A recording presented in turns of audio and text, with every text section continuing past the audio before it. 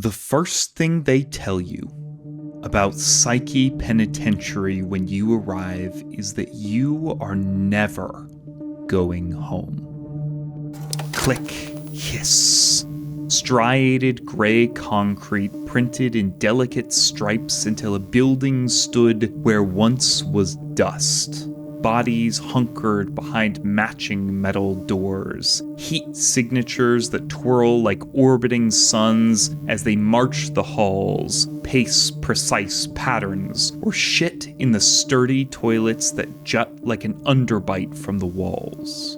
Each sun scattered with sunspots, their cyberware slumbering. At the center of each sun, an ominous darkness, a reminder that heat and light are the privilege of the stars that remain manageable, and that destruction awaits those who alter their orbits.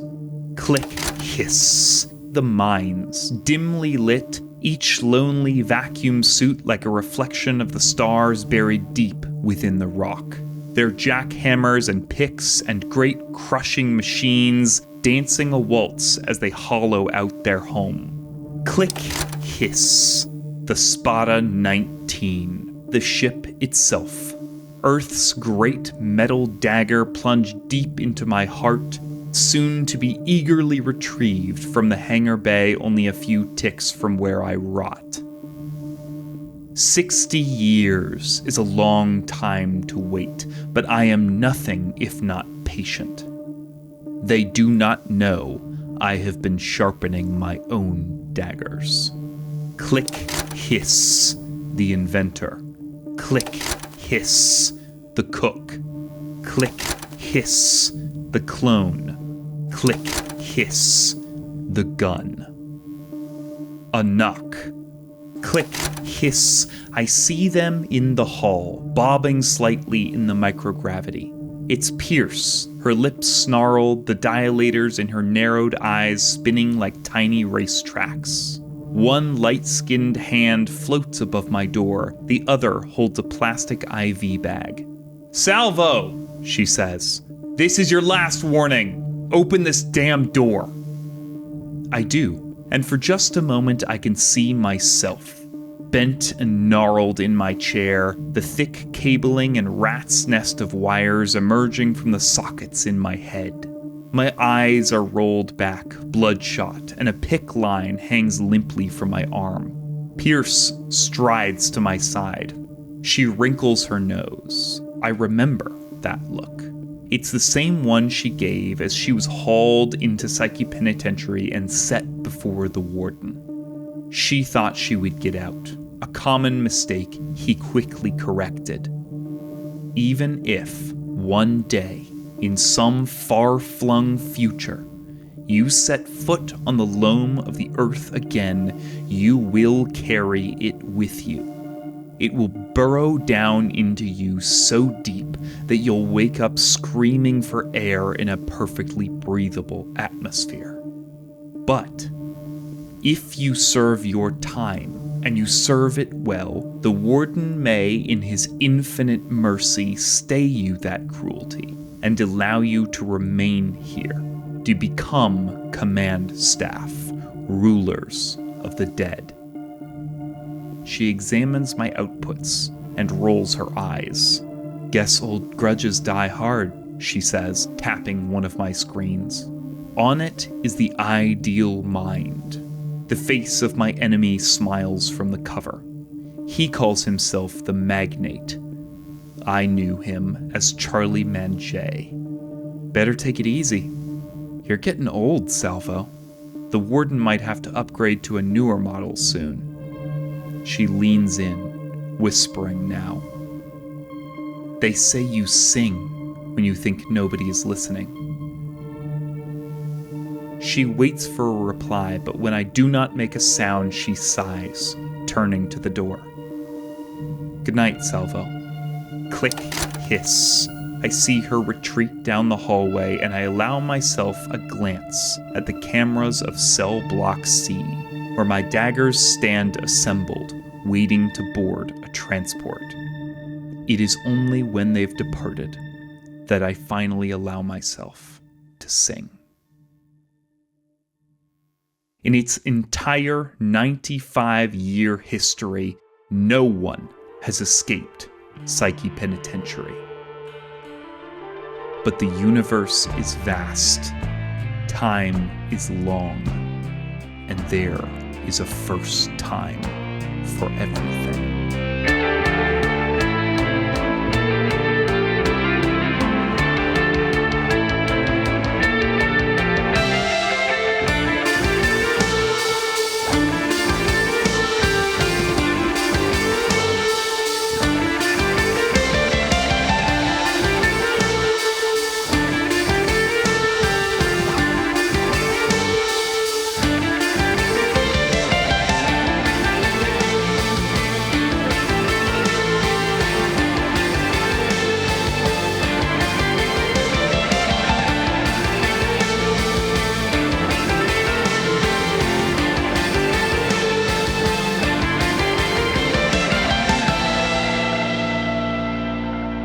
Hi everybody, and welcome to the first episode of Genre Space, a brand new sci-fi anthology actual play. I'm Sam Richardson, I use he, him pronouns, and I will be your facilitator for this story. This season, Death of the Magnate follows the soon-to-be escapees of Psyche Penitentiary as they return to Earth in order to ruin the man that imprisoned them. It's inspired primarily by a mashup of cyberpunk stories like Neuromancer, Blade Runner, and Ghost in the Shell, with Alexander Dumas's revenge tale, The Count of Monte Cristo. For our game system, we are using Court of Blades by Shawn and Navi Drak, which is a forged-in-the-dark game of power politics, gunpowder diplomacy, Renaissance magic, and romantic skullduggery. If you're unfamiliar with Forged in the Dark games or just need a refresher, I recommend going and listening to our Session 0 episode, which should give you a good understanding of the rules and will provide a broad overview of the world we're playing in. That doesn't mean we won't be going over rules in play. I think these first few episodes are going to be all of us getting familiar with how they work. But if you want a more condensed version before you hop in, you should go check that out and then come back. Okay, without further ado, I'm going to let my players introduce themselves, and then we will get into the game proper. Players? Hello, my name is Birdie. I use she, they pronouns. I will be playing Siobhan Krix, she, her, who is the key. I'm Devin. I use they, them pronouns, and I'm going to be playing Designation 51U9, AKA Slug, also they, them, the Bravo. Hi, my name is Drak, or Draconics. I use he, they pronouns, and I'm playing Dr. Emenike Abara, who also uses he, they pronouns. I'll be playing the Mechanist playbook, which is by Games by Mitch. Hello everyone, my name is Logan. I use he, him pronouns. I will be playing Simon Clovis, who also uses he, him pronouns, and I am playing the Hawk. We follow that same transport Salvo was watching. A boxy subway car on wheels as it bounces over the weightless, dusty gray surface of the asteroid Psyche 16.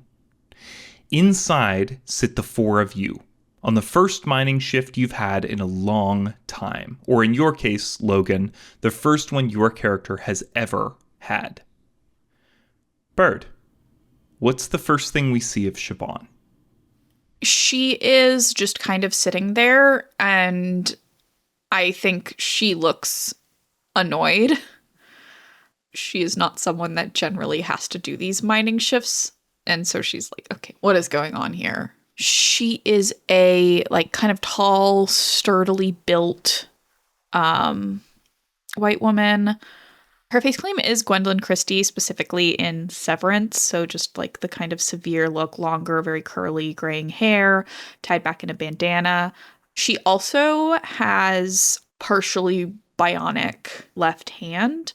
I would say if you kind of go from the joint between your middle and your fourth finger and the base of your thumb and just draw a line. Imagine all of that as a robot.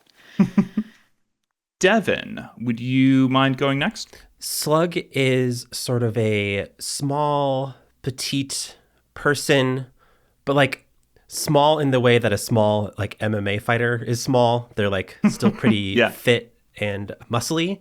They're white, mixed Northern European looking, very aristocratic features, very androgynous, sort of like femme-ish, but more mask presenting. And the most striking thing about their appearance is that they have albinism. They have very pale skin, very pale hair, red, pink eyes. Their hair is like shoulder length, kind of side parted, kind of swoopy. And you wouldn't notice that they had any cyberware from looking at them unless you looked at them directly in the eyes, in which you'd see tiny like silver flecks where there would be like blood vessels and stuff in the eyeballs. Sick. And we'll learn that what that is later. How do we see them in the transport here? Like, what do we see of them? Again, in the same way that, you know, we kind of saw Siobhan looking annoyed here. You would notice that they never have a relaxed posture. They're always sort of scanning their surroundings, not even like looking for anything in particular, just like implicitly. Just always on surveillance mode. Yes. Always looking out for threats. Correct. Cool. Drak. Dr. Emenike Abara uses he, they pronouns, and right now they are almost hunched, shoulders hunched over in the corner of this transport. He's a black man in his mid-40s, but looks more like he's in his mid-50s. About 6 foot, but the way he's holding himself, head bowed, shoulders hunched, he's definitely a little bit shorter due to that posture. He seems very tired, trying to make himself smaller. Very lanky is probably the best term to describe it. Even under his prison wear, it's kind of baggy on him with how slim he is. His hair is cut short, and his beard is kind of roughly trimmed, salt and peppered, some grays and whites growing in both his beard and hair. Deep brown eyes, very tired eyes. If I were to use a face claim, I'd say imagine Idris Elba, but even more tired and older, I guess. That's probably the best way to put it. Down Idris Elba. Yeah, like really beaten down, really exhausted. Despite being younger than Idris Elba. Yeah, exactly. Idris Elba in a sad, wet cardboard box. Yeah. Oh, no, get him out of there. Bring him inside. If he's cold, you're cold. Wait. He's definitely trying to make himself as small and almost invisible as possible right now. Unlike everyone else, he has no cyberware. No matter how close you examine or look at him, he's entirely without any additional modification to his body. But underneath his rather baggy prison jumpsuit, you can see something moving around and crawling up and then out of the neck of his jumpsuit. You see this 4-legged quadrupedal metallic spider construct. It's no bigger than the size of his hand. It's kind of just like crawls up out of his jumpsuit and then perches itself on his shoulder as they look around and then quickly looking back down at the ground the moment anyone makes eye contact. And last but certainly not least, Logan. Simon Clovis, he, him pronouns. He's a man in his mid-20s, well, early 20s, actually, closer to that 23 than he is to that 25. He is skinny as a stick, has a slightly off-white hue to his skin. Off-white because he has African features, very clearly black. So this is a strange look to him. He is definitely too small for the jumpsuit that he was given to wear. No face claim. He is too unique for that, but I can give you just very angular fox-like features to his face. And right now he is just looking lost, dazed, and confused. Because for him, this is the first time out here. And do we see any cyberware from Simon here? Is there anything, that we can see? Not externally, unless you look real close. And by real close, I mean in his eyes. Both of his eyes have lenses that can focus and zoom in. Right now, they're dormant. They act like normal eyeballs for him, but if turned on, he could see pretty damn far. The transport shakes, its engine grumbling as it makes a hard right turn off the path, throwing all of you around inside, and careens over the lip of a crater, barely containing its momentum from flipping completely. The penitentiary disappears from sight as the windows outside are plunged into abject darkness. Beneath your feet, you hear the engine slow, then quiet, as the transport rolls down the embankment, coming to a rest at the bottom of the crater. You all look at each other. There are plenty of emergency suits for all of you, but the air tanks are tiny. This far from the prison, down here in the dark, there is every chance that no one will ever find you, even assuming they care to come looking. What do you do? I think Emenike is, again, very much keeping to themselves. Mm-hmm. So they're in the corner of this mobile hallway, back to the wall, and I think definitely looking around confused. Mm-hmm. I think Slug is immediately activated into like, get the perimeter, assess my surroundings. This is what has been trained into me. Anytime anything is going slightly weird or slightly off script, I'm immediately in a defensive position trying to make sure that everybody is safe. I think Siobhan has been visibly annoyed at this. It has been a long time since she has had a mind shift. Like years since she's been in the mines. Part of the whole arrangement is that it is enough work keeping everybody fed that she doesn't have to do this. Yep. And it's like, yeah, obviously they can do whatever they want, but come the fuck on. I gotta be up at like 4 a.m. to start making breakfast. But she also has something to say to Simon. I recognize you. Oh. Don't cause a problem in my cafeteria. You can cause problems somewhere else. I don't care. Don't do it there. It's understandable, boss lady. I completely get you. Siobhan, did you hear why we were sent here? Yeah, this is not normal. Is this? No, this isn't normal. A lot of things are abnormal today. Oh, okay. I'm very confused. I'm new here. Hi, everyone. I'm Simon. Did they hurt you? Oh, yeah. I got the shit kicked out of me. It's okay. It happens. You gotta learn how to take a punch. So are we, someone's supposed to come tell us what we're doing? Is there like an emergency call panel or something? There is not. There are some controls that you know are like somewhere up in the like front of this thing. Not like physical controls, but like there's a chip, you know, somewhere up in the front of this thing that manages navigation and all of that. Hey, Doc, do you know how to fix this? Yes. And again, they'll stand up, groaning. Ugh. Come on, Ra. I think like out from underneath their shirt, you see this thing. Whoa. What the hell is that? What the? How new are you? Listen, it's like day 3. I don't know. Day 3. They're calling me the Iceman. I was frozen.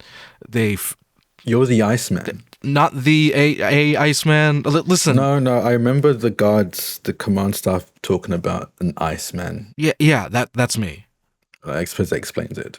Mr. Cool Ice. Okay. Apparently everyone.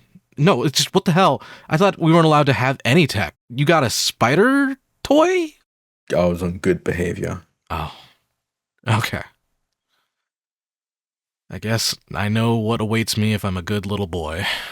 Don't talk to him like that. Whatever, sorry. Didn't know. Don't be condescending.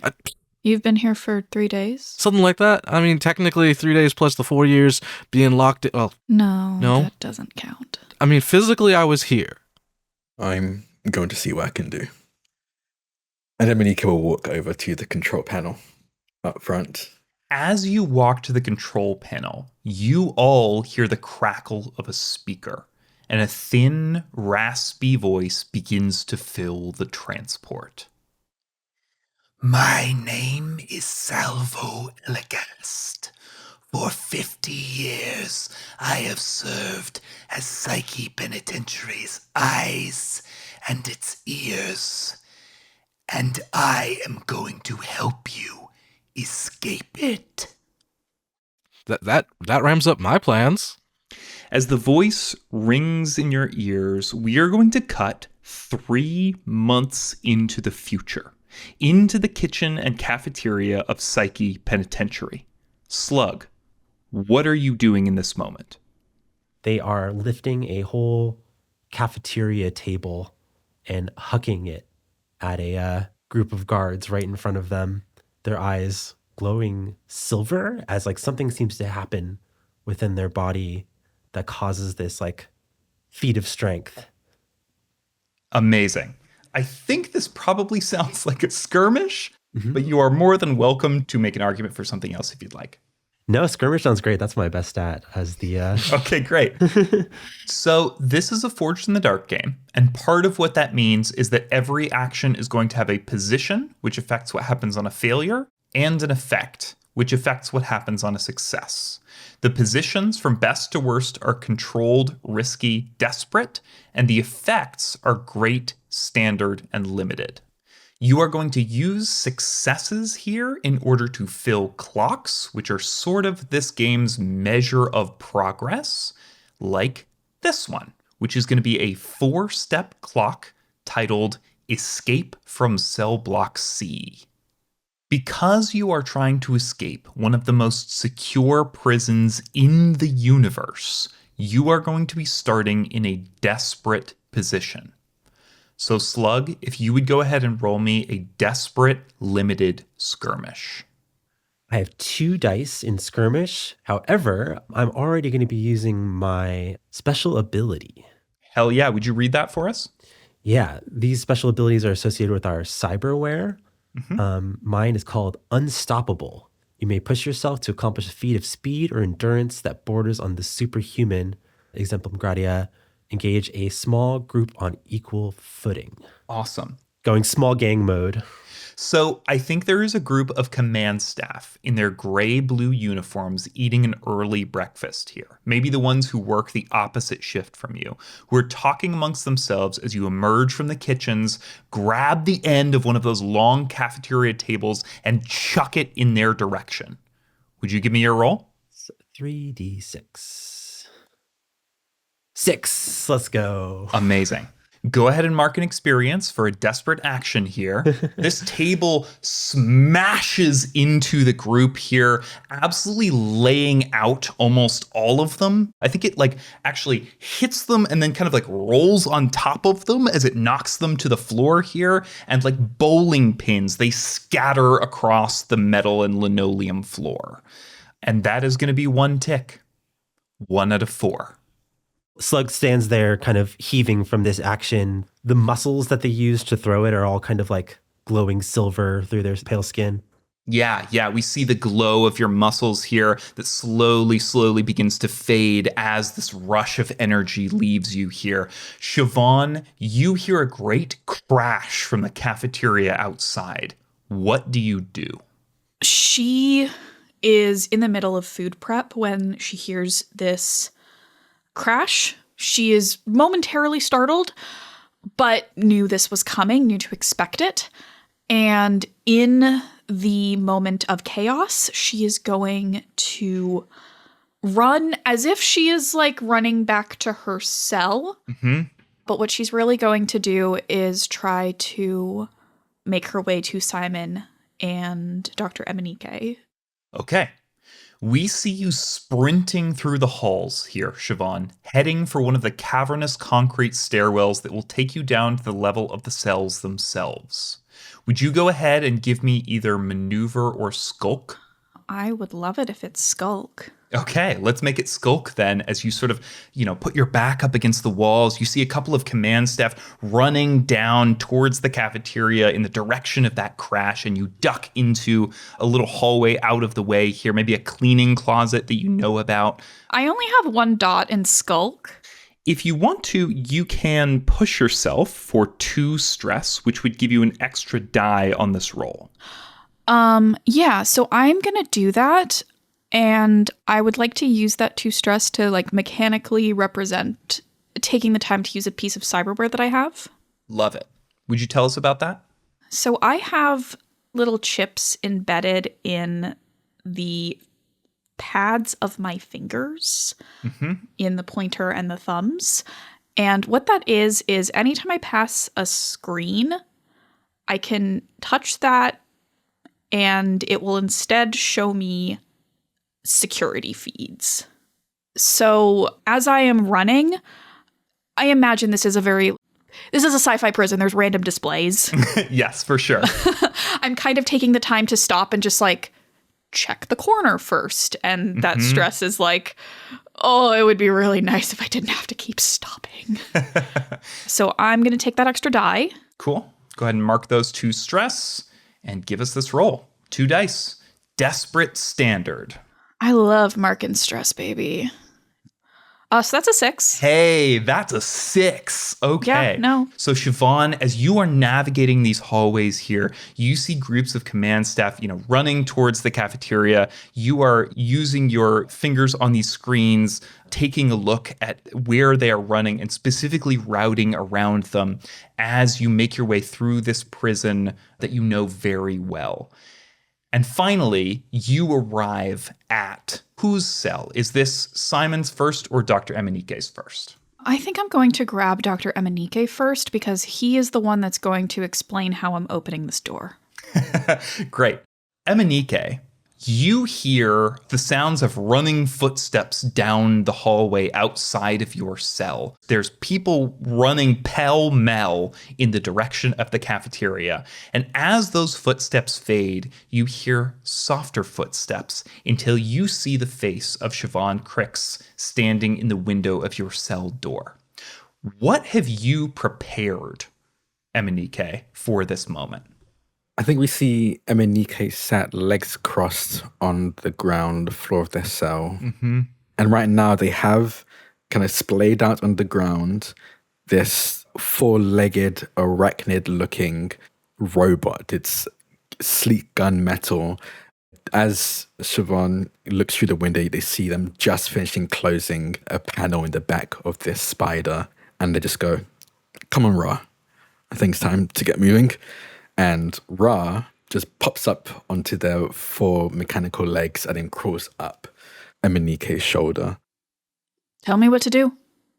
Okay, you'll need some help. And they will gesture to Ra, and Ra will crawl towards the door. And you see this prong arch out of the back of Ra, and it looks a lot like almost like a mechanized scorpion tail. And from the tip of it, a thin laser bursts out as I use its hot light projectile mechanism to break the window that Siobhan's looking through. You could warn me next time. Sorry, it's fine. It would only singe a little bit. And you see this spider, this Ra, crawl out the window and crawl, if you let it, crawl onto Siobhan. Yes, I will hold my hand out to let it crawl onto me. There should be a control panel to the left side of the cell door. If you bring Ra close to it, they'll be able to pry it open. Will do. Yeah, Ra scuttles down your arm here, interfacing with this control panel. You see it like pull out carefully a couple of wires, match them back and forth, and then you see some sort of like data read out, just like down this whole display. And after just a moment, this door folds back into the wall, and you are standing face to face with Dr. Emenike. Emenike sits up, gets up onto his feet. Okay. Is everyone out, or do I need to get anyone else? I would love to know whether Simon is going to wait for Siobhan and Dr. Emenike to arrive, or whether Simon has a plan of getting out of his cell on his own. That's a very good question. I think Simon is sitting in his cell, bandaged up from an unfortunate altercation with some of the guards. Mm-hmm. And so while he knows the plan is to get him out, I think what he's going to do is he's going to wail on the door as loud and as hard as possible, cause a commotion. And whenever someone comes in to investigate what's going on, that's when he's going to run the hell out of his cell. Yeah. You've picked the perfect moment here to catch the attention of Commander Sasha Ephiris, a tall, dark-haired woman with a crooked nose and ramrod posture. The same one who ordered your beating the other day, and the commander of Cell Block C, who is flanked by a pair of her inferiors. She strides to your door and peers through the window. I think just trying to figure out what your deal is here. And she says, sort of muffled through the bulletproof glass, I assumed you'd had enough already. Simon doesn't respond. Not that he didn't hear. He heard perfectly well. But instead of responding, he just keeps on hitting the wall hard and harder and harder, pounding and pounding and pounding. He is so new to this prison, he has not yet lost that fight to just cause a commotion. I think she sets her jaw and then it blooms into a cold smile. And she says, well, we can't have you destroying company property. As she puts her hand on the little reader to the side of the door and it slides smoothly into the wall. Simon, you are facing down both Commander Sasha and the two grinning command staff that have backed her up here. What do you do? Simon cannot win in a fistfight. It's just not physically possible for him. He has not hit the gym in about 4 years or so, But the one thing that he's been doing and unfortunately got him in trouble with the guards in the first place was collecting rubber bands to shoot. High school bully behavior. Yes. And as these two come in, he's been wailing with his fist closed. As soon as they open the door, his fingers expand outwards, finger guns raised at their face, and he goes, bang, bang, shooting them for their eyes. Awesome. Yeah. Give me a roll here. What do you think this is, Simon? I'm really good at hunting. Uh-huh. And part of hunting is tracking and kind of being careful where my target is. If I knew where my target was and what they were doing, can I get the upper hand? Otherwise, I'm fine with skirmish. I will say this. I think you could roll hunt with limited effect, or you could roll skirmish with standard effect. Ooh. Oh, that's a good... Ooh, I like the chance of success higher with hunting, but... You got I help like coming. You do That's have true. coming. That's true. Let's do that. Let's do it the limited effect. Would you like to push yourself here? Oh, yeah. Okay. Actually, hell yeah. I would like to use one of my special abilities because whenever I push myself, I have an ability called Sharpshooter that I can do one of the following. I can make a trick shot. I can disarm someone. I can make a ranged attack at extreme distance or unleash a barrage of rapid fire to suppress your target. Rapid fire rubber bands. Yeah. Come on, let's do it. I love it. I'm loading them on with one hand on the other, just constantly like aiming at them. So I will push myself, giving me 3 die, and I'm going to suppress them back while I do it. Okay. Is there cyberware involved with this? So there is a limited amount of cyberware. Simon has never been able to afford some of the higher end stuff. So the best that he has is in his eyes. He has effectively just a telescoping lens that is in his iris. So you wouldn't be able to notice just looking at it without being fully staring deep into his eyes, but you can see them start to telescope one way or another as he's trying to aim inwards. So I'll take the 2 stress that comes with pushing myself. Okay. Go ahead and give me hunt then. I got a crit. That is a crit. That is a 6 and a 6. You fling one of these rubber bands down one of these command staff's throat, and they begin to choke on this rubber band, falling to their knees as you skirt by all of them, sort of throwing their hands up here and reaching for their plasma shots at their side. You see Emenike and Siobhan round the corner. Can I ask you one more thing, one favor? As I'm running out, can I steal one of their plasma shots? Yeah, do it. Do it. That's a crit. That's a crit. You get one of the plasma shots. Absolutely. And as I'm running around, I say, see you, losers! Siobhan and Emenike, this is not the plan, but you see Simon running towards you, carrying one of the command staff's plasma shots. Let's just keep moving. We don't have time to talk about this. You all hear the voice of Salvo Elegast in your heads, speaking to you over the station network. And he says, Clone, it is time to get to the transport.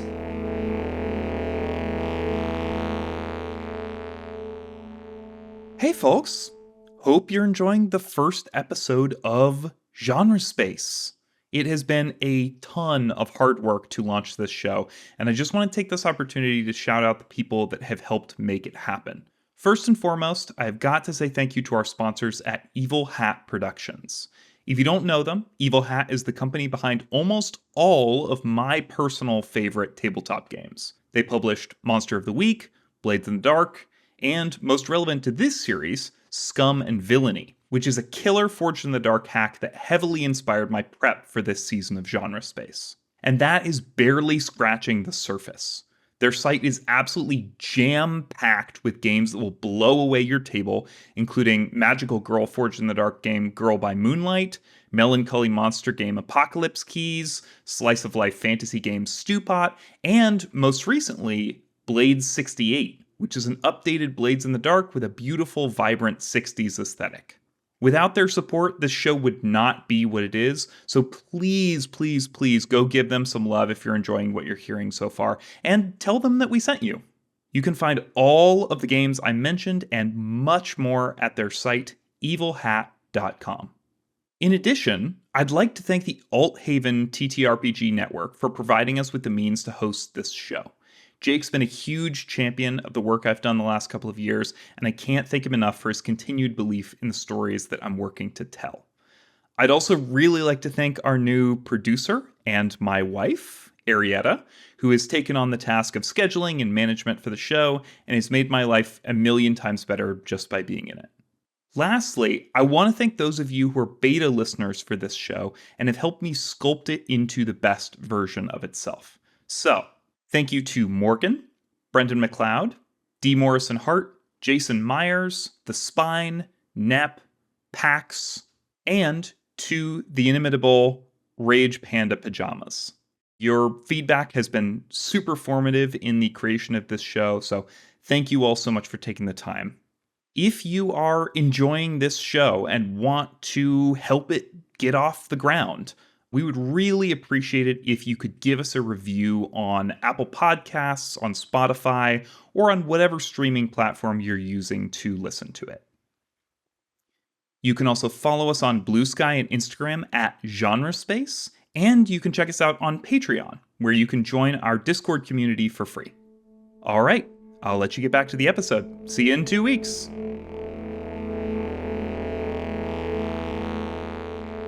Back in the cafeteria, command staff are pouring in here. I think the lights have turned red here overhead.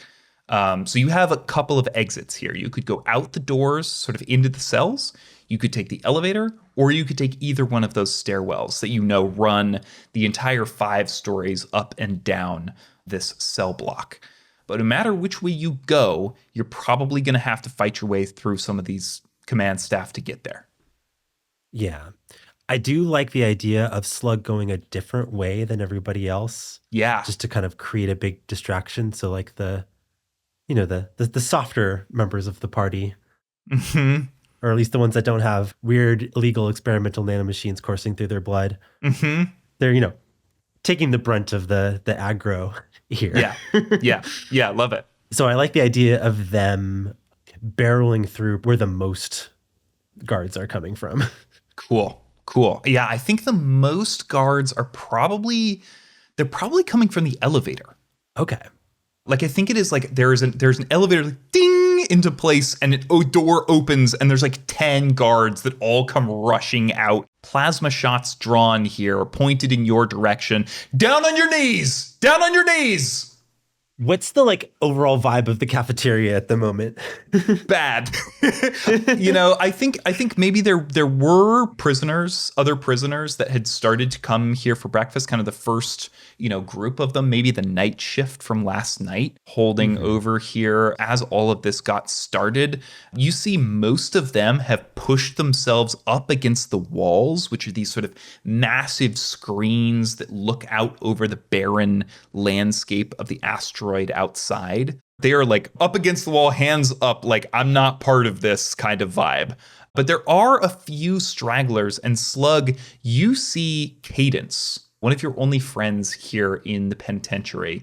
I think she has grabbed a meal tray and a butter knife and is Slug, you better have an idea of what you're doing here. I got to do some like Molly Millions shit. I think I threw that table, and then I think I do some like parkour stuff where I like run and then like kick off of that table and like flip over the crowd of people to get behind them and slam on the elevator door. Hell yeah. Okay, awesome. This sounds like maybe maneuver here. Likely. If you are just trying to like basically avoid them completely. And if you would like, I can offer you a lady's favor, which is this system's version of a devil's bargain. I love a devil's bargain. Okay. I'm just going to quote from the book here. The GM or any other player can offer you a bonus die if you accept a lady's favor. The lady's favor occurs regardless of the outcome of the roll. You make the deal, pay the price, and get the bonus die. The lady's favor is always a free choice. If you do not like one, just reject it or suggest how to alter it so you might consider taking it. You can always just push yourself for the bonus die instead.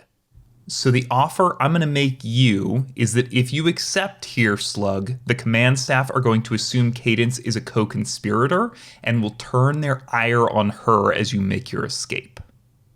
I don't want to put another person in danger. That is sort of against my moral code and my actual like programming. Yeah. Love it. So not taking that devil's bargain would put you at 1 die. Would you like to push yourself? I think I already described feat of speed or endurance that borders on the superhuman. So I think I'm just going to push myself again. So Slug, this is desperate standard. Go ahead and give me a maneuver roll. That's double ones. That is a 1 and a 1. Oh, don't skip broccoli day. Don't skip broccoli day, everybody. Slug, unfortunately for you, this is exactly what they were hoping you would do. Mm-hmm. You sort of flip over these guards here, and immediately they turn their plasma shots on you. Now you are sort of contained inside of this elevator car here, and they just are going to open fire. This is desperate here. This is a desperate failure, which means, Slug, I am going to need you to take the level 3 harm full O holes unless you resist. I am going to resist. Okay. I can expend my special armor to do this. Cool. Would you read that for us? Yeah. For my special armor for the Bravo, which is the duelist type playbook in this game, my special armor allows me to resist a complication related to physical obstacles or being outnumbered for you and your coterie. Yeah, definitely applicable here. Tell me what this looks like to burn this special armor. I think this is a very like anime moment where I like tried to jump over these guys and ended up getting shot at. Now I'm like landing on people's shoulders and then like using that to like bounce off. And I'm basically like using people's like shoulders and bodies to like give me propulsion. Yeah. And it's making the shots confusing because then they're all like turning at each other and trying to line up a shot, but they don't want to like shoot the other guards. Yeah. So I'm making myself really hard to hit. I think you do see a few members of the command staff like accidentally shoot each other here. These shots are going wild. You see a couple of the prisoners on the walls take some stray fire here. But you are going to reduce this down here. This is only going to be a level 2 harm, and I think it is going to be scorched as one of these plasma shots makes its way through this sort of cacophony here and hits you square in the back. I'm assuming we don't have access to any of our gear. You do not currently have access to any gear other than what Simon has managed to pull off of one of the guards. Okay. Then I'm going to resist this further using a resistance roll. Great. I believe this is going to be a body resistance. Sounds good to me. 6, so 0 stress. Hell yeah. What does this look like? So it's kind of surreal looking, actually. Yeah. It almost looks like mercury starts to like spill from their pores. Mm-hmm. The nanomachines that course through my blood are all like pushing themselves to the surface of my body to create basically a shield against the rest of this fire. Yeah. You can feel it for sure. Yes. As they are sort of excreted out here or climbing out, you manage to stop this plasma shot, reducing it to a level 1 harm burned. Okay. That means in the future, on any relevant rolls, you are going to have less effect. Siobhan, you are pushing your way through the hallways with Dr. Emenike and Simon at your side. Where are you headed? I'm headed straight to the transport. Amazing. How long have you been imprisoned here, Siobhan? 20 years. And in those 20 years, talk to me a little bit about Siobhan's experience. Siobhan came to this prison as a young, angry person,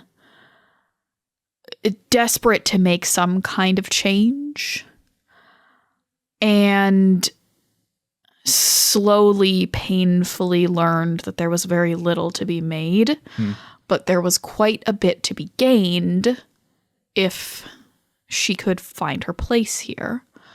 That is how she ended up working in the kitchen. Mm-hmm.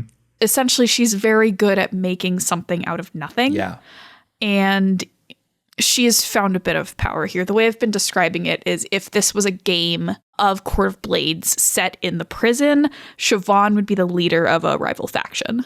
That is the cafeteria staff.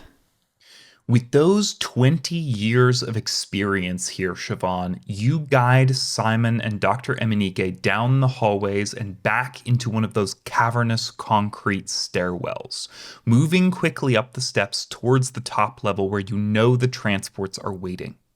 But as you approach the top level, the doors bang open, and a few members of the command staff spill into the stairwell, thundering down the steps, their plasma pistols drawn, and stopping abruptly as they spot the three of you. You recognize some of these guys. They are ones you have done business with before, and they look a little harried. What do you do? Are you all right?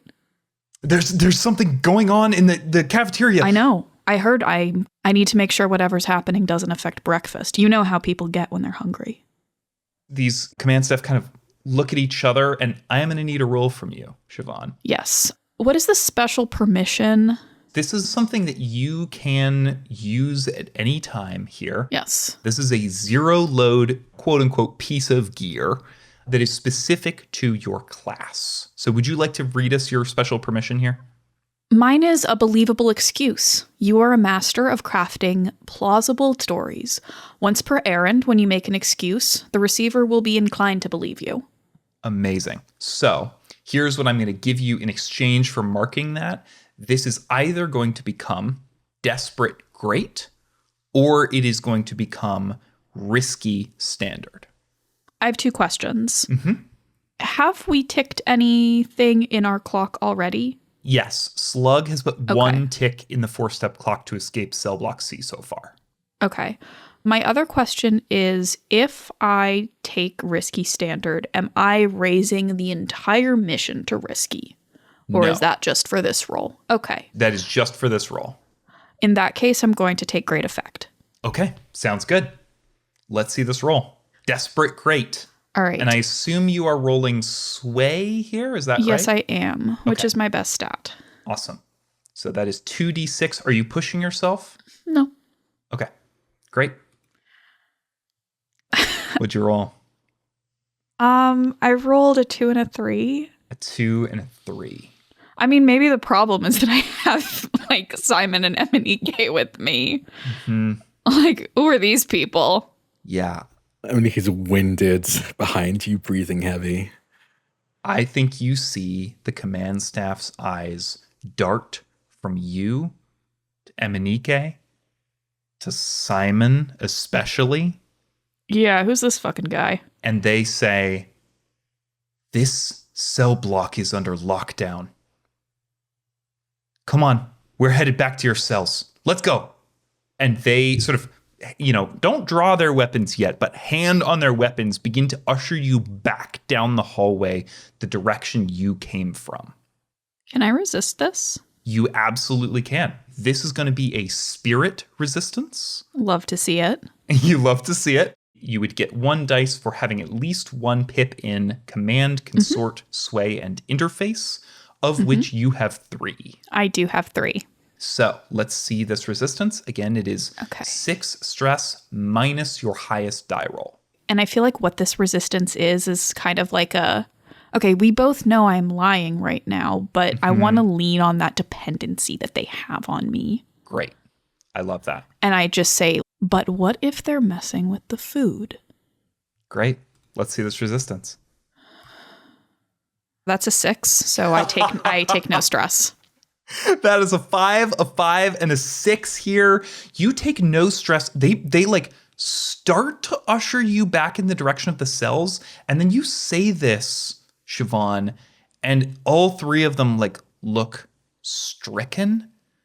They know that food is the one thing they do not have more of.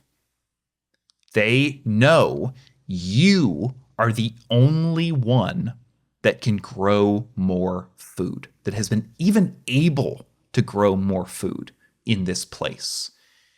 And they know that risking angering you is not a good idea. They get hungry just like everybody else. Indeed. And they say, all right, okay, just deal with the problem and get breakfast back on schedule. Of course. And then I'll be right back in my cell. And they run past you.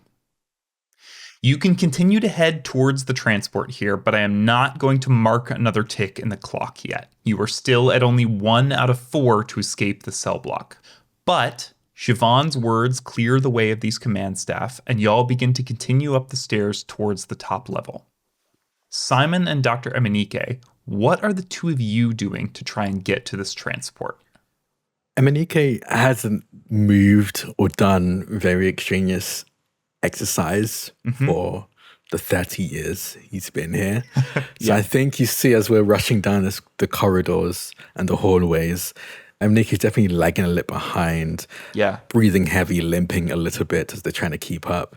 And they stayed deathly silent when the guard showed up. They almost immediately returned to that smaller posture, shoulders hunched inwards, head lowered.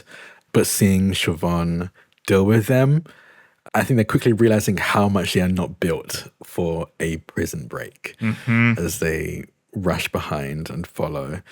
As I'm breathing heavily, I don't think I can. We need to avoid the guards because once we're in front of those guards, there's nothing I can really do.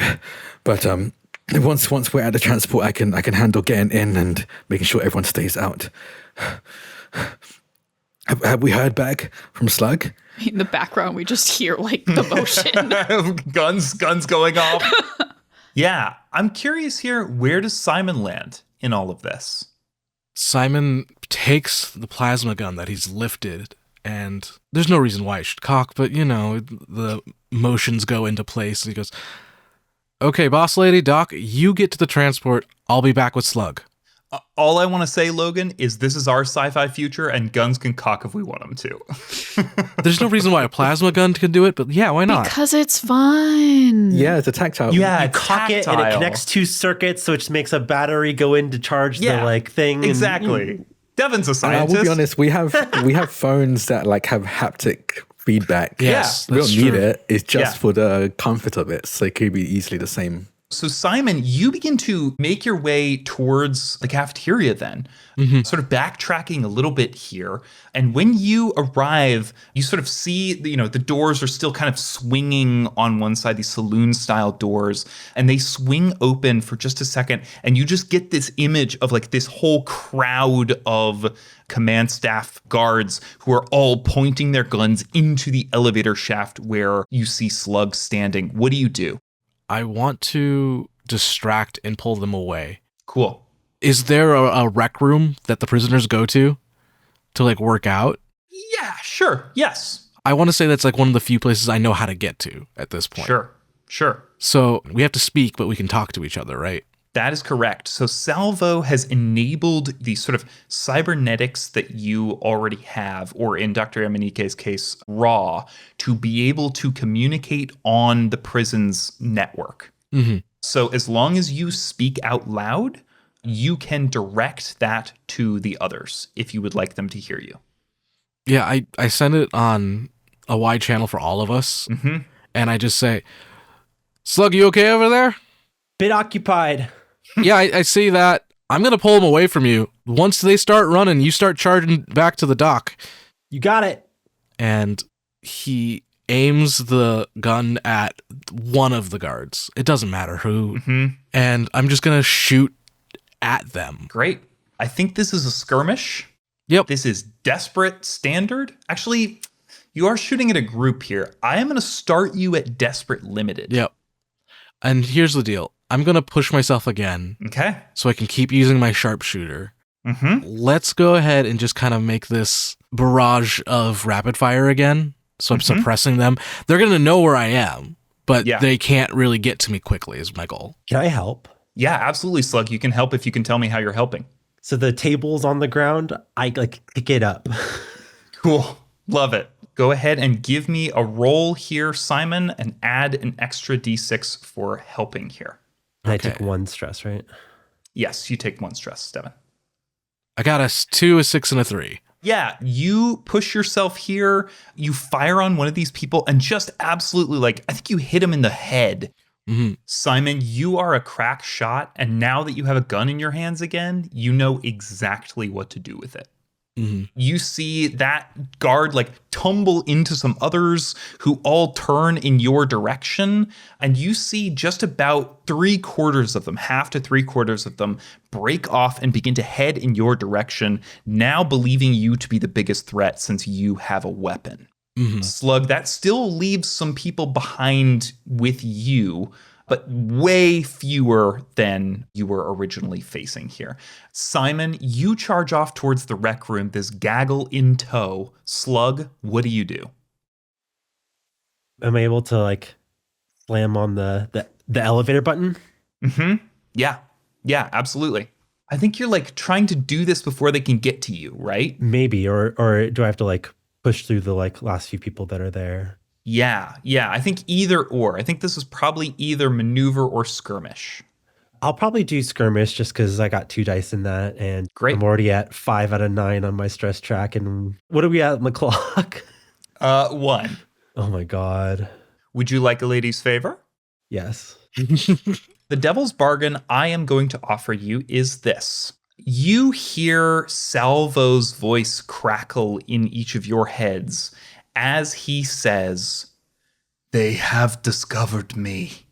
And I am going to start a 6-step clock that says the guards break into Salvo's room. Sure. Okay, gonna tick that once. That's 1 out of 6. Go ahead and make your roll. Only tick that matters is the last one. Yeah. Oh, come on. Oh, God. Oh, no. God, Avery really is a psychopath. That is a 1, a 3, and a 3. Yeah. Here's what I'm going to say, Devin. You managed to take out these last few guards. No problem. You hit that elevator button. You begin to rise up towards the transport here. But I am going to go ahead and tick the salvo clock 3 times, putting it at 4 out of 6. As they pull out a plasma cutter and begin to cut a hole in the door of his chambers. I can't do anything about that. Fine.